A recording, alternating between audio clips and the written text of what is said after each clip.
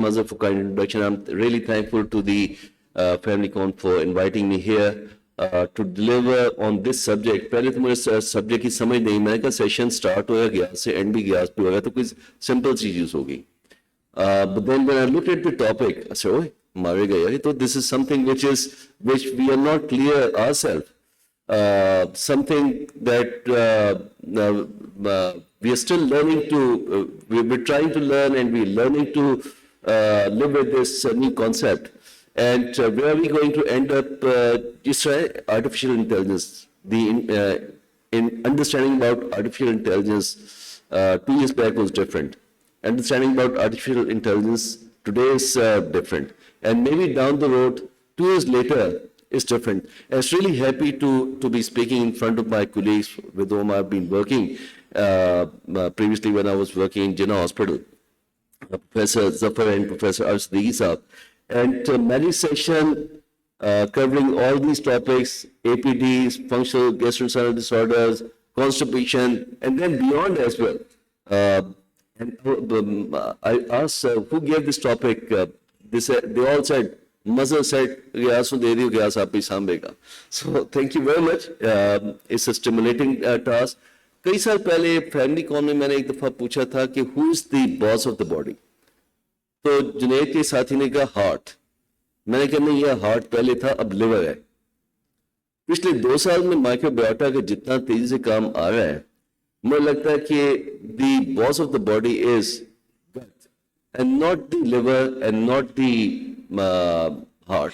For the simple reason कि जो कहते हैं बुजुर्ग, चंगा खाया करो, ठीक रहोगे. And I think this is true. Us who have been studying in central model हमारे लिए बूटे के छोले थे. उसके बाद किंग एडवर्ड में मौकम की वो थी बेकरी. फिर मे हॉस्पिटल के आसपास वो थी न्यारी थी. ये ग्वाल मंडी का खाना था जो इमरजेंसी रात को खाते हैं. आई एम श्योर सर्विसेज में इसी तरह होगा.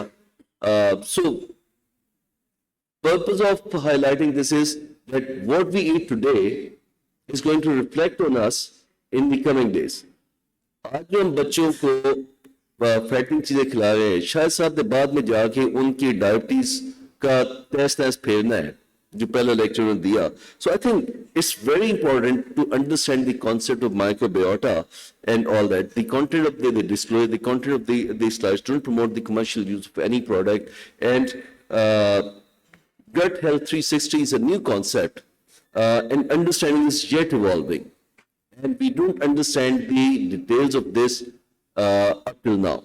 It's only with the passage of time, maybe down the road, that we'll get to know what exactly is the impact of Gut Health 360 and the microbiota in the coming days. So acid peptic disease, we all know that these are the 3 common causes. Helicobacter pylori, शायद साहब बैठे हैं hall में, हमेशा कहते हो helicopter आ गया है, तब में भेजना है. So Helicobacter pylori is one. NSAID, the people love to take NSAIDs. यहाँ पे antibiotics, PPI और NSAIDs, people love to take them like bunties. तो जो बंटी खाते हैं उसके बाद उनको अल्सर होता है. And then rarely ever Zollinger-Ellison syndrome. How many cases do I see in my yearly practice? Maybe 1 case in a year that the people have come with Zollinger-Ellison syndrome. Otherwise, it's Helicobacter pylori and NSAIDs. And how common is Helicobacter pylori? Let me tell you, 80% of normal population suffering from Helicobacter pylori. Otherwise, it's not there. Very few people are safe from Helicobacter pylori. My journey with Helicobacter started when it was called Campylobacter. I was doing my residency in Mayo Hospital. At that time, it used to be called Campylobacter. And I'm one of the few people in Pakistan who started doing research on Campylobacter, Helicobacter pylori. In 1986, that was the first time that there was restriction of Helicobacter pylori, Campylobacter, and we started to realize that there's something related to a bacteria leading to ulcer formation. And then there's been a flood of papers all over. And it was linked to ischemic heart disease, it was linked to dementia, it was linked to name the disease, and the linkage was there in the literature. that Helicobacter pylori is the worst possible thing, or Campylobacter pylori is the worst possible thing. And my dissertation of FCPS was on role of Campylobacter pylori, and it was the word that became so famous in Mayo Hospital that they started to call me Giyas Campylo. And then later on, I organized and wrote PSC guidelines on Helicobacter pylori's management. We must understand that Helicobacter pylori is just one thing, and there has to be multiple factors. NSAIDs are there, personal health is there, mucus strength, mucus health is there. So number of things which are important that need to be understood. And Helicobacter pylori is just one thing. And does it really matter? It is a common organism. No doubt it's considered to be type 1 carcinogen.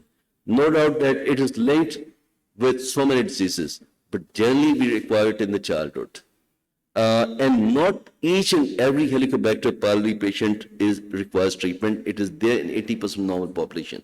90% patients with dyspepsia, 95% patients who are suffering from duodenal ulcer, and 95% patients suffering from gastric cancer. So unless Helicobacter pylori is there in association with maltoma, in association with the gastric cancer, or in association with the duodenal ulcer, or there's a family history of gastric cancer or maltoma, or there's refractory ITP or refractory iron deficiency anemia, Helicobacter pylori is not to be treated in high endemic countries. 15% of total population suffering from duodenal ulcers.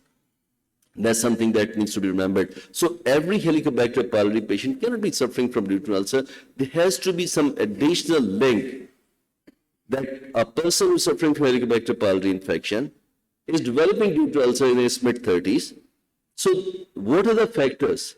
And one of the factors, the missing link, that is possibly the microbiota. And can it be taken, Helicobacter pylori, as an innocent normal bystander, or is it an infection worth treating? It's only last year, in October 2024, that in Kyoto conference, Helicobacter pylori was considered as an infection worth managing, worth treating, but only in low endemic countries, not the countries like us. So my important message to my worthy family physicians is, please don't start treating Helicobacter pylori without any linkage to the important aspect that they have an additional issue.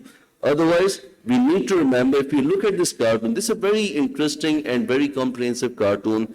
On one side, we have pathological side.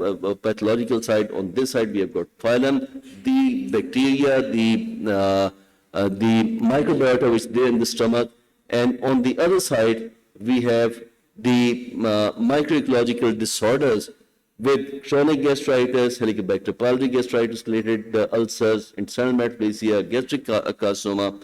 And remember that with each thing, the microbiota which is linked with the diseases they have been mentioned. And this is the missing link that we have been talking about, that we have been thinking about in the past so many years, that we have been trying to establish that, look, Helicobacter pylori is there in 80% normal population in people like us. Why? So that duodenal ulcer is still the same as it is in the Western population. So this is the missing link, that the microbiota is bringing a change. And what kind of microbiota is bringing the change? Possibly they're affecting the superficial mucin layer of the epithelium of the stomach and duodenum. Some antioxidant release phenomena is getting changed, and that's the reason that maybe few of the people they get the ulcer, while other they don't get ulcer, and few of the people get gastric cancer, and the other people don't get the cancer. And then there's another important thing, that not every Helicobacter pylori has got toxin-releasing CAG-A and BAC-A secreting proteins. But which Helicobacter pylori is going to release the CAG-A, BAC-A protein, we don't really know. Because we cannot do genetic testing. We don't have the genetic mapping of that particular Helicobacter pylori is prevalent. It's only a complex interplay between the things that we eat, the genetic predisposition that the person has, and the infection that the person has acquired. So multiple things, they come in the interplay that lead to the development of starting from the left side to the right side, starting from superficial gastritis to atrophic gastritis, internal metaplasia, and gastric cancer. And mind you, that superficial, when a person's got superficial gastritis, the density of Helicobacter pylori is more. And that's the time when the people don't need the treatment. And when the people get gastric cancer, the density of the Helicobacter pylori is less. So meaning by that, there's lots of other factors which are there, and that lots of factor is the microbiota theory. Now, am I convinced on this microbiota theory that these are the microorganisms that I need to treat? To be honest, the answer is no. Up till now, we don't know the exact treatment rationale that we need to adopt to prevent the person from going superficial gastritis to gastric cancer by giving a set number or X number of medicines. What we know is that if a person has got, already I've mentioned, if a person has got family history of gastric cancer, a person has got family history of melanoma, or a person has developed a cancer, a single small focus of fungus, I've done the AST, I've removed the gastric cancer portion from the stomach, or the surgeon has done the resection. To prevent the person from going on to develop gastric cancer, I need to treat the Helicobacter pylori. Otherwise, it's still a gray area. There are additional factors which come into the play. Now I switch my attention to the other very, very important topic, functional gastrointestinal disorders. I know you people deal with these functional gastrointestinal disorders much more as compared to us. Dr. Al Siddiqui has always dealt with neurogastromotility disorders all his life. He has been considered to be a champion of functional disorders of the gut. Now, understanding about functional gastrointestinal disorders has evolved so much and has changed so many phases in the past 30 to 40 years that I've been working in this field, that even today we don't know what exactly is the reason. It's a multifactorial thing. That we have a consensus. Is it a motility disorder? 100%? Maybe yes, maybe no. Visual hypersensitivity. Generally, people who have got neurosis, they tend to have functional gastrointestinal disorders more commonly.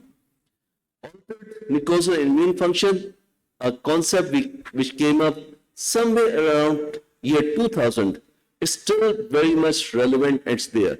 Altered gut microbiota, this concept came up in 2015 or 16, and there's flood of papers in the past 3 years or so that altered gut microbiota, fecal transplantation, this is something which is being considered as one of the favorite treatments. And then the number of drugs which are being launched in terms of prebiotic and probiotics, that is there. And then people have altered CNS processing. Is it because of the microinflammation that we get because of an altered gut flora? We don't really know, but yes, the concept is there, the evidence is there, and the linkages are there. And if you look at the left side of the cartoon, you can see it is the mapping has been made very nicely, that people who got a sensitive mind, people who got altered gut flora, they have all those anxiety, neurosis type symptoms, all kind of symptoms which are related to stress, which are related to the anxiety, which are related to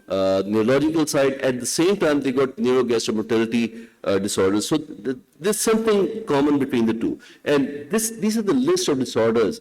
When we say recurrent painful disorders, gut-brain interaction, functional gastrointestinal disorders.